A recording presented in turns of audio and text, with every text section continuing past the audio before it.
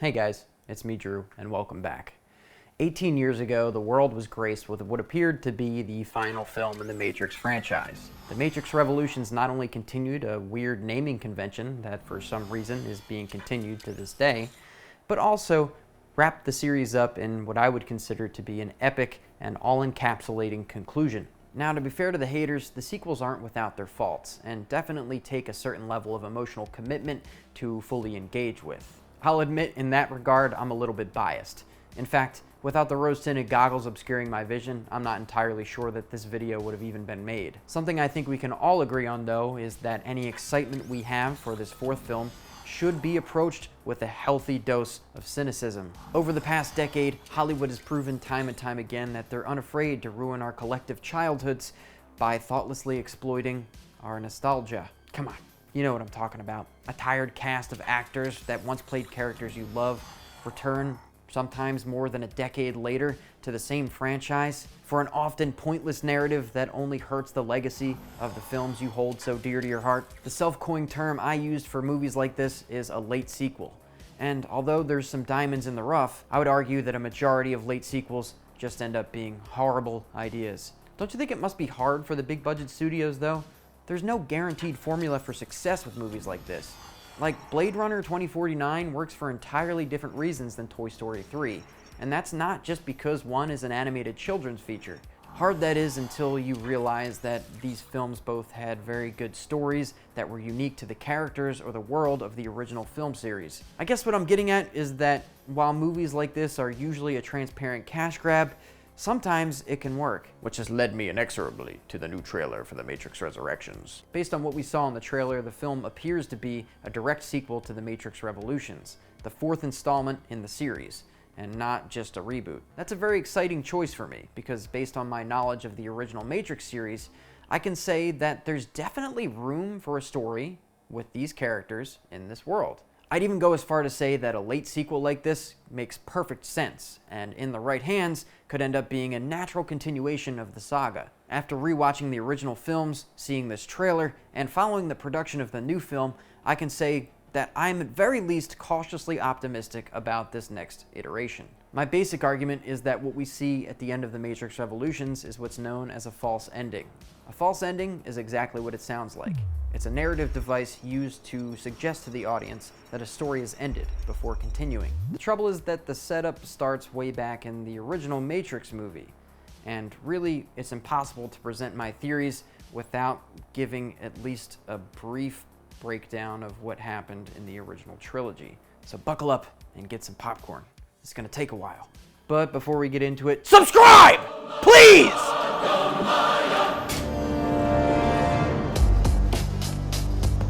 The Matrix is a system, Neo. That system is our enemy. The original Matrix. Remember the good old days? In the distant future, there's a great and ancient war occurring between artificial intelligence and humans. In a last-ditch effort to stop the then solar-powered machines, humanity blotted out the sun. Machines were then forced to start using humans as a power source. And to keep them docile, they created an artificial world known as the Matrix. Way before the events of the film, the first humans broke free from the system under the direction of a Christ-like figure known as the One. These free humans had descendants, but also occasionally freed select individuals from the Matrix that could help them fight the war against the machines. Fast forward to the setting of the first movie. Morpheus, a guy who basically represents the human's capacity for unwavering and illogical hope, or belief, or religion, or just all sorts of stuff like that, believes the protagonist, Neo, is the reincarnation, or I guess the second coming, of the One. At the heart of this story, and really the whole trilogy, is this idea of fate versus chance, choice versus predetermination, fate versus free will. The first Matrix film establishes this eternal struggle in several ways. Do you believe in fate, Neo? No, Why not? because I don't like the idea that I'm not in control of my life. You take the blue pill, the story ends. You wake up in your bed and believe whatever you want to. You take the red pill, you stay in Wonderland, and I show you how deep the rabbit hole goes. All I'm offering is the truth, nothing more.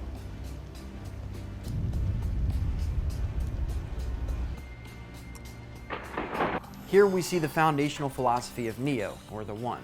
Morpheus presents him with the choice of the red pill or the blue pill. The trouble is, even though Morpheus is presenting this to Neo as a choice, Morpheus is so utterly devoted to his personal beliefs that he essentially knows Neo is going to take the red pill. What did she tell you? That I would find the one.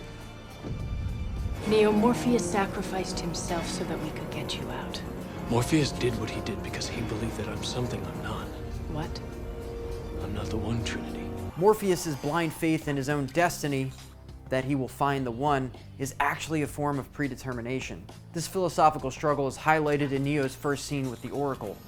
Being the one is just like being in love. No one can tell you you're in love, you just know it. Through and through. I better have a look at you. Open your mouth, say ah. Ah. Okay. Now I'm supposed to say, that's interesting. You already know what I'm going to tell you. I'm not the one. Sorry, kid. In hindsight, it's sort of hilarious that the Oracle tells him that no one can tell you you're the one, and then the very next second puts on this phony fortune teller routine and tells him that he's not the one. But the Oracle only tells you what you need to hear. Morpheus. The Oracle. She told me She told you exactly what you needed to hear. That's all. What Neo needed was to make his own choices without the burden of predetermination clouding his judgment. But Neo making those choices ultimately led to the prophecy being fulfilled. Some might find it annoying that the movie never gives us a clear-cut answer about which of these philosophies is correct. As a general rule of thumb, audiences prefer if your movie takes a philosophical stance, rather than being ambiguous like this. In fact, I myself often get annoyed when movies have confused or muddled messaging. But the Wachowskis wrote and directed this film, and really the whole trilogy, with this philosophical ambiguity in mind. We'll get more into that later, but what I'll say is that if you're agitated by this movie never giving us a clear answer, you're probably not gonna like the next two films. Anyway, there's one more major setup event that occurs in this film.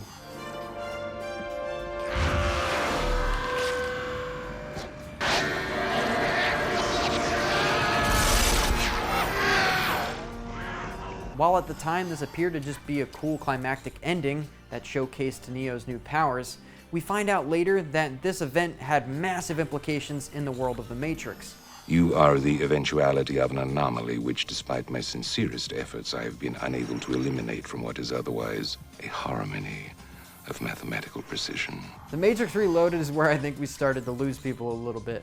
The messaging remains pretty on point, but a lot was being thrown at us in massive exposition dumps with needlessly complicated dialogue. Though I distinctly remember thoroughly enjoying this film, it took me years to even want to go back and watch it, just because I knew how confusing it was. But now I'm an adult with a man mind and the ability to easily rewind and turn on subtitles. I really do think these movies are wholly underrated. If we go off my theory that the original Matrix was meant to be a perfectly self-contained story without a trilogy, then these movies become all the more impressive. They manage to shoehorn in the central dramatic question really well, and they feel like natural extensions of the first film. But they really sort of ask you to put your thinking caps on. So let's go through this scene with the Oracle in this movie just to figure out what the fuck is going on. You're not human, are you? Well, it's tough to get any more obvious than that. I'd say you're a program from the machine world. So far, so good. But if that's true, that could mean you are part of this system. Another kind of control. Keep going. I suppose the most obvious question is, how can I trust you? The Oracle has been a trusted guiding voice for the human rebellions ever since the first people broke free. Here we learn that she's actually a sentient program. All the programs in the Matrix serve a specific purpose, and those purposes serve the end goal of keeping humans under control and asleep in the Matrix. A program was written to watch over the trees and the wind, sunrise and sunset. That program's running all over the place. Usually a program chooses exile when it faces deletion. And why would a program be deleted? Maybe it breaks down. Maybe a better program is created to replace it. Happens all the time. Programs who go against their ordained purposes end up being deleted. This is a paradigm shift for Neo, because the Oracle is seemingly in no danger of deletion, which means that she is serving a purpose, which means that ultimately she is hindering humanity's goal of liberty. Are you saying I have to choose whether Trinity lives or dies? No. We've already made the choice. Now you have to understand it. This line establishes that predetermination is in fact how the Matrix works. Essentially, this asserts that every human decision can be mapped out mathematically. You can save Zion if you reach the source, but to do that you will need the keymaker. Here we clarify Neo's goal for this story. He needs to reach the source, or the machine mainframe. There, his journey will reach its end. Then, as if to emphasize what may happen if Neo doesn't reach the source, he's reintroduced to Agent Smith. Mr. Anderson. Seeing as the first movie is a perfectly self-contained story without really much need for a sequel, I think that they might have done this for multiple reasons, but one of the main ones was it was just an excuse to bring back Hugo Weaving. His acting as Agent Smith is iconic, and he stands out in my mind as one of the most scary villains of all time. The Matrix movies aren't really the Matrix movies without him, so I'm really desperately hoping to see him in the new movie. It is purpose that created us, purpose that connects us, purpose that pulls us, that guides us, that drives us. It is purpose that defines. We're here to take from you what you tried to take from us. Purpose. Smith has become like a virus, duplicating himself by injecting his code into other programs and connected people. This is an awesome bit of dramatic irony, as in the first film he finds himself repulsed by humanity for doing the same thing that he does now. Every mammal on this planet instinctively develops a natural equilibrium with the surrounding environment, but you humans do not. You move to an area and you multiply. There is another organism on this planet that follows the same pattern, a virus. The two have a lengthy conversation where we find out that they are inexplicably linked. When Neo exploded Smith at the ending of the original movie, he inadvertently imprinted part of himself on Smith. Ever since that day, Smith has been freed from his programming, but wants to have his purpose back. The two of them duke it out a couple times, but ultimately this plot thread doesn't become relevant until the next movie. Eventually, Neo manages to make his way to the source, where we're introduced to another key sentient program, the Architect. In another exposition-filled dialogue dump, the intricacies of the entire system are established. Your life is the sum of a remainder of an unbalanced equation inherent to the programming of the Matrix. You are the eventuality of an anomaly which, despite my sincerest efforts, I have been unable to eliminate. While it remains a burden assiduously avoided, it is not unexpected and thus not beyond a measure of control. Neo and/or the One was created by the machines and serves a purpose. The Matrix isn't perfect, and the One is another form of control over the humans. The One is sort of like a mathematical remainder. He's the leftover information that can't be accounted for because of the unpredictable nature of human decision-making. That was quicker than the others. Others? How many? The Matrix is older than you know. I prefer counting from the emergence of one integral anomaly to the emergence of the next, in which case this is the sixth version. Neo isn't the first The One. There were others before him. Choice. The problem is choice. Okay, so choice is real. To the machines, the fact that humans have choice makes them unpredictable. On some level, they find free will threatening. Matrix programs, by contrast, have a specific purpose, which means their entire lifespans can be mapped out with mathematical precision. If I am the father of the Matrix, she would undoubtedly be its mother. The Oracle. And she stumbled upon a solution whereby nearly 99% of all test subjects accepted the program as long as they were given a choice. While this answer functioned, it was obviously fundamentally flawed, thus creating the otherwise contradictory systemic anomaly. Those that refuse the program, while a minority, if unchecked, would constitute an escalating probability of disaster. Humanity's instinctual need to make choices makes a small percentage of them unable to accept the simulated reality of the Matrix. To save some time, I'll just tell you that Zion, the city of people who ultimately reject the Matrix, is actually cyclical. meaning every time a new the One comes into existence, the machines exterminate all the living inhabitants of Zion. You are here because Zion is about to be destroyed. Its every living inhabitant terminated, its entire existence eradicated. You will be required to select from the Matrix 23 individuals, 16 female, 7 male, to rebuild Zion. A new group of humans who are unable to accept the simulated reality of the Matrix are handpicked by the One, and they are chosen to rebuild Zion. To save time again, I'll just tell you that the machines can choose who to make the One. Since they already grow humans in what I'm guessing is best described as genetic fuckery, it's implied that the One is created by the machines to have a specific psychological profile, one that loves humanity. Neo, though, is different than his predecessors. His love for humanity is rooted in something that is far more specific. Vis-a-vis love. Trinity. His love for Trinity. That specific love for one person presents a problem for the usual cycle because the One is meant to make the all-important ultimate choice. The door to your right leads to the source and the salvation of Zion. The door to your left leads back to the Matrix, to her, and to the end of your species. As you adequately put, the problem is choice. Where to the previous ones, it was a simple choice of rejecting the Matrix and causing the extinction of the human race versus not causing the extinction of the human race. Neo's choice has become more complicated. He loves Trinity and believes he can save her from her fate. He'd rather doom his species and inconvenience the machines than allow for this sick system of control to continue. But the architect knew this would happen, though. He sensed some psychological indicators that love would overpower his irrational decision-making. But we already know what you are going to do, don't we? Already I can see the chain reaction. The chemical precursors that signal the onset of an emotion, designed specifically to overwhelm logic and reason. There's a question that should be asked here about the architect's motives. Why would he agree to make Neo the One if he knew that he was ultimately going to make this derogatory decision and doom both of their species? Keep that in mind, we'll explore that in a bit. What do you want? Peace. Congratulations, you made it to the last film in the original trilogy. While we're here, why don't we figure out just how the fuck they tied this up in a neat bow? The power of the One extends beyond this world.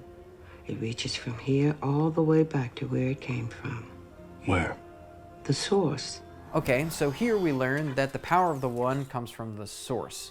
We also learn that the architect has major problems seeing past any human decision. The architect told me that if I didn't return to the source, Zion would be destroyed by midnight tonight. Please. You and I may not be able to see beyond our own choices, but that man can't see past any choice. In Reloaded, when he was talking about the extinction of the human race and the death of Zion, he assumed those things would occur because he knows that the machines will just carry out their programming. By all accounts, he would be right, except for the fact that Neo has made a choice that none of the other The Ones have ever made. The architect has now found himself in uncharted waters. Neo's irrational choice to save Trinity has resulted in a situation that is out of everyone's control. The Oracle's solution to the problem is somewhat suspicious, though. She wants him to go back to the source to broker a peace between humans and machines. What do you want? I want the same thing you want, Neo.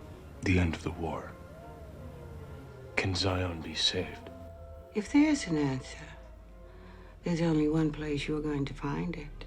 Where? You know where. If you recall what the architect told us in Reloaded, uploading the anomalous code of the One into the source would result in a system reset of the Matrix. While the Oracle says her goal is to end the war and find peace, the architect was just trying to continue the cycle. But for some reason, that end result is the same. Neo going to the source and uploading his code. I'll let you ponder why that may be the case and just say we'll talk about it later. The Oracle also finally tells us just what the fuck is going on with Agent Smith. Smith. Very soon, he's going to have the power to destroy this world, but I believe he won't stop there. He can't. He won't stop until there's nothing left at all. He is you. Your opposite, your negative. the result of the equation trying to balance itself out. When Neo inadvertently freed Smith from his programming, Smith became hell-bent on finding purpose. But since there's no evidence that the universe has any purpose at all, he would likely grow and consume and destroy everything. That's bad news for the Matrix, but also the entire universe should he manage to escape. So that's our ticking clock. While the machines will likely carry out their programming and eradicate all of human life by the end of the night, Smith is spreading like a virus. They can't stop him, and he will likely destroy all of the machines by the end of the night. They're all connected in a weird symbiotic relationship. There's just so much more that could be discussed, but I'm really running the risk of this video becoming an unfocused mess. So let's just jump ahead to the end of the film. Neo flies a ship in the real world to the source of the machines, where he plugs himself into the Matrix. Another interesting little tidbit of information is that Trinity is now dead, meaning Neo's choices are no longer clouded by his love for a singular person. In one final epic confrontation, Smith and Neo beat the ever-living shit out of each other until Smith starts monologuing. Why do you do it? You believe you're fighting for something, for more than your survival? Can you tell me what it is? Do you even know? Is it freedom or truth? Perhaps peace? Could it be for love? Illusions, Mr. Anderson, temporary constructs of a feeble human intellect trying desperately to justify an existence that is without meaning or purpose. The crux of Smith's argument is that humans are craving a sense of purpose, but purpose isn't real. In fact, all human emotions, belief, and hope are artificial illusions created by our mind to trick ourselves into thinking that there is purpose. Remember, Neo was created by the machines to be the literal embodiment of human choice. To them, choice is a threatening imperfection, the death of purpose. You could potentially even argue that the machines' calculated subversion of choice could amount to fear. Smith is what the machines fear humanity would become if they were suddenly to realize that life has no purpose. A self-replicating life form hell-bent on tearing everything down. Neo doesn't reject any of his argument and instead tastefully dodges Smith like a seasoned politician. Why do you persist? Because I choose to. He's fighting, simply put, because he chooses to. Then, no less than 30 seconds later, there's another flip-flop, and Neo says and believes the exact opposite. You were right, Smith. You're always right. It was inevitable. This flip-flop has been happening constantly throughout the entire series, and sometimes even within the same scene. I really do think this is where a lot of audience confusion comes from. So, what happened here? According to the architect, the purpose of the One is to upload his code into the source and spark a system-wide reset. Well, Neo's plugged into the source, but part of his code is embedded in Smith. When the two combine, the equation is complete, and the system can reset. It's now the audience is meant to finally see why the films have been so shy to show their hands. They haven't taken a stance on the free will versus destiny debate because there isn't really an answer. It's a false dichotomy. Both are fundamental aspects of life in the universe. Unpredictable choices can often lead to predetermined outcomes. Predetermined outcomes are sometimes the product of unpredictable choices. That seems like the perfect note to end on, but instead there's another interaction for us to interpret. First, take notice that in the final moments of this entire series, rather than be with humanity, we're instead back in the Matrix with a few of our favorite programs. This is a pretty bold and telling choice. It's as though the Wachowskis see closure for the programs to be equally as, or even more important than closure for the humans. The dialogue is ambiguous enough to allow for a wide variety of speculation. You played a very dangerous game. Change always is. While it's clear he's referring to her being assimilated by Smith, we're unsure what the parameters for success were. Given what the architect told us about the Oracle, that she used choice to make the Matrix a more convincing simulation, this could mean two things. A, that getting this dangerously close to failure changed the Matrix program to be more convincing. Or B, getting this close to failure almost resulted in both the humans and the machines dying out, simply to foster a peace between the two. Just how long do you think this peace is going to last? As long as it can. There's a notable inflection in the architect's voice here. That, coupled with the chuckle, means that there's more room for interpretation. A, that this relative peace between machines and humans is something that has been achieved before, in past cycles. Or B, that this piece is something new and he's genuinely curious about the prospects of it. What about the others? What others? The ones that want out. Does everything have to be this ambiguous? This could either mean A, she's curious about the first free people of the new cycle, the people that were supposed to go with Neo to rebuild Zion after everyone had been exterminated. The 1% of 1% that can't accept the Matrix programming. Or B, a genuine peace had been achieved and she's curious about the entirety of the human race. Every last man, woman, and child that is still connected to the Matrix. Obviously, they will be freed. I have your word. What do you think I am? Human? Oh no. This could mean A, the architect doesn't believe in silly phrases like I have your word, or in my eyes, more realistically, B, that machines don't lie. Humans are the ones that lie. Perhaps they've lied before. And they're locked in this perpetual conflict because humanity always goes back on its word. Did you do that? For now. I know he'd love it. Will we ever see him again? I suspect so. Someday. I'm having trouble understanding what that means. Other than she doesn't have faith in a lasting peace and fully expects another the One to arise. Mix and match those interpretations however you'd like, but they're all rooted in how much you trust the word and intention of the programs. Back to the Matrix.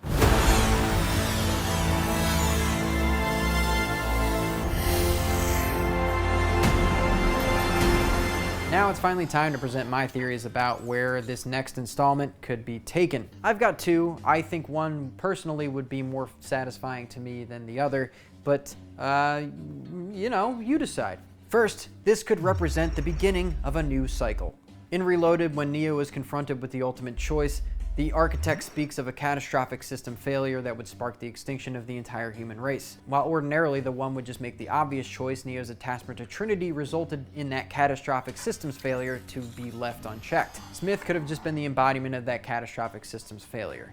That would mean at the end of Matrix Revolutions, Neo simply did what the machines designed him to do. Reset the Matrix, upload his code into the source. Even though he did it late, far after when he was supposed to and Reloaded, he still did it. The ending of Revolutions then would be anomalous in that it would be the first time a new group of survivors that was meant to leave with Neo met an old group of survivors that were meant to die in the machine's destruction of Zion. But ultimately, the cycle would continue according to the wishes of the architect. I do think this takes a little bit of the novelty away from Neo and the first three movies. If the cycle were just to continue, then what made that cycle different? Like, why were we watching that trilogy as opposed to the trilogy before it? Like, in the first film, he was special because he was the reincarnation of the One. In the second film made him less special because he was just another iteration of the One. It would make more sense for the conclusion to be that he was in fact special, and he did foster the first peace between machines and humanity. Also, even though there's ways around it, I don't really see a way to explain the fact that in this new cycle, the characters have aged 20 years for no reason. Second, that at the end of the original trilogy, Neo did in fact save the world and fostered a lasting peace between machines and humanity.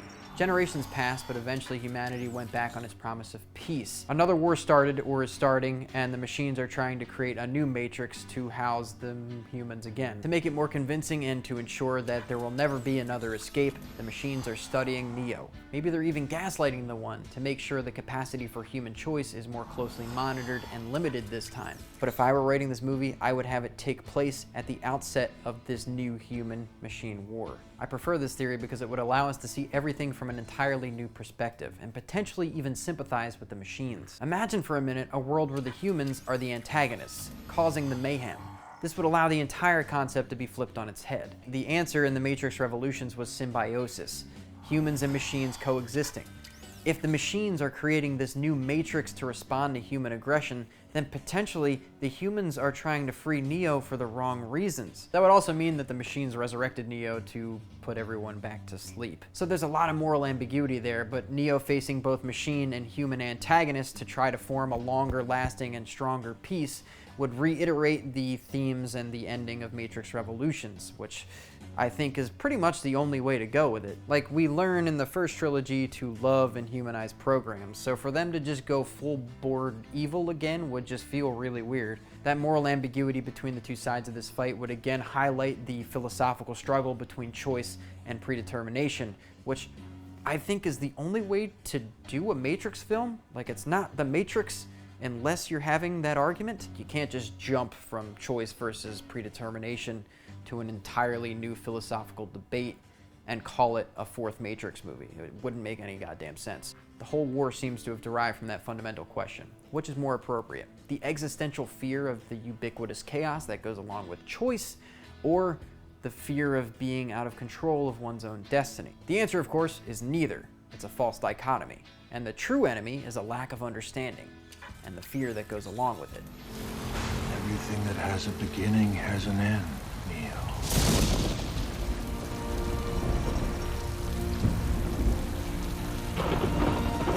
Whether you choose to take the Oracle and the Architect at face value or not, I think I've proven that there's ample room for a story with these characters in this universe. Frankly, it would be downright criminal if they try to reboot this franchise or utilize old familiar faces to cash in on nostalgia. I will literally be angrier at this movie than any of the Star Wars sequels combined. Whenever I do research on these films, I see a lot of people claiming that they have clumsy dialogue or execution or whatever. While I think this almost 30-minute video showcases my stance on that argument, what I will say is that I sincerely hope that all of these elements were incorporated into that trilogy purposefully. I'm not sure my heart could take it, for example, if the ending of Revolutions was supposed to be explicit rather than ambiguous, and I am just misreading it, and it was just shoddy execution. Irregardless, I wholeheartedly plan on seeing this film in theaters, at which point, if it's as deep as its predecessors, I will do an update video on that movie. So if you're interested in that, you should go down below and subscribe. I do movie content every week, or I try to do it every week, so yeah, do that. I'm not really a philosophy guy, I'm a movie guy. So if there's anything I missed or you think I'm misinterpreting, let me know in the comments down below. I'd love to hear some of your thoughts. I'm always game for a deep conversation about the Matrix trilogy. Thanks for sticking through. Stay safe, stay healthy, and hopefully I'll see you next week.